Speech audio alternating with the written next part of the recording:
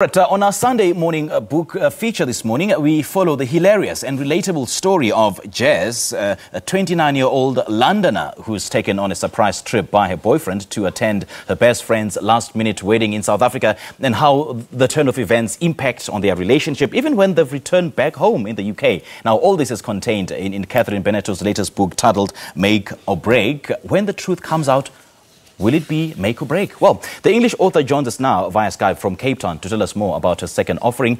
A very good morning to you, Catherine. Thank you so much for joining us and welcome to Morning Live.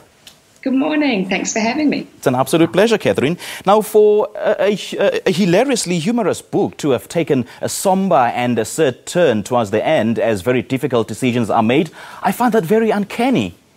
Yeah, a lot of people have pointed out that it's a light-hearted, but it goes quite dark, and it's not very expected. But that's just how the story came out.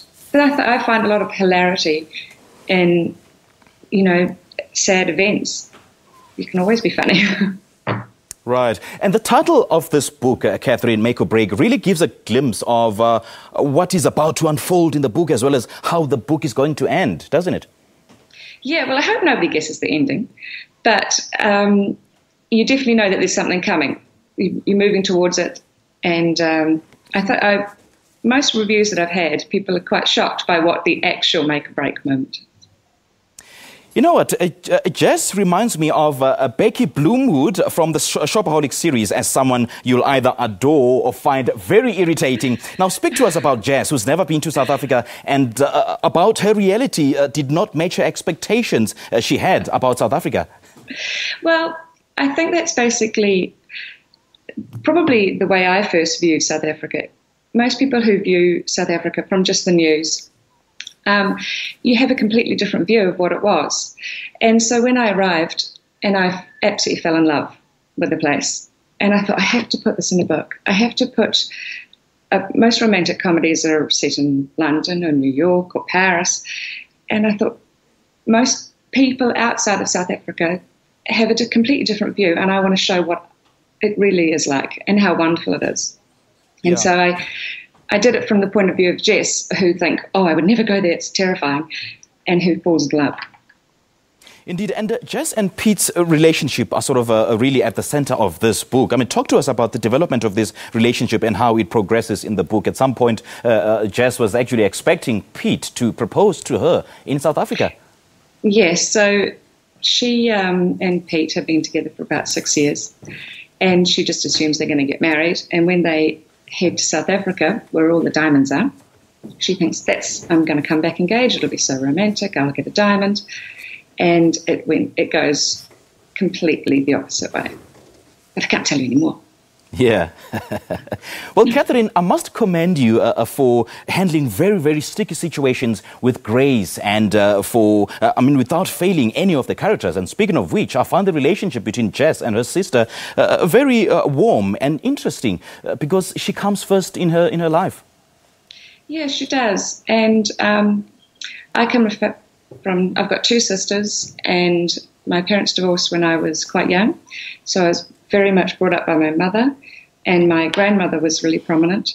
So for me, I always like to explore female relationships within family, and my sisters are so important. My sister is currently looking after my children, so that I can do this interview. Right. And this novel is set in both London and Cape Town. How did you manage to easily transport the reader to these two cities in two different continents? Well, I've lived in London for 7 years. I'm actually Kiwi. And I lived in London for 7 years and had 2 children there. And then my husband got a job on a TV show here. And so we actually lived here for 4 years on and off. Okay. And you explore themes of family, themes of relationship, ADHD and secrets with great wit and humor. Why these issues, Catherine, and what's the overall message you intended to impart through this book? Well, ADHD is in my family. My son's ADHD, and Jess has anxiety, and my other son has anxiety. Mm-hmm. And, we've all had the experience of a breakup. So I just wanted to show that you can navigate through those what people view as a trial, anxiety and ADHD, with humour, that you still find the humour when you're juggling all of that.